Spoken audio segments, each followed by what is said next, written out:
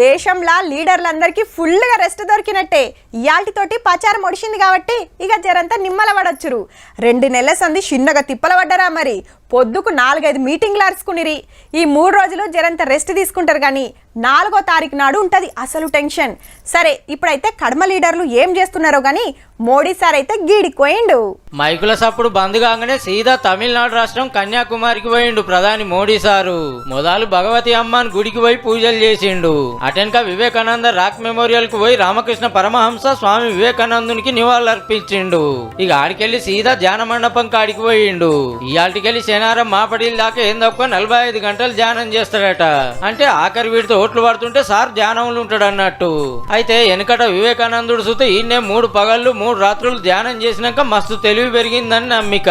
అందుకే అదే జాగలో Modi sir meditation చేయబోయిండు అన్నట్టు ఇదే తొలత కాదు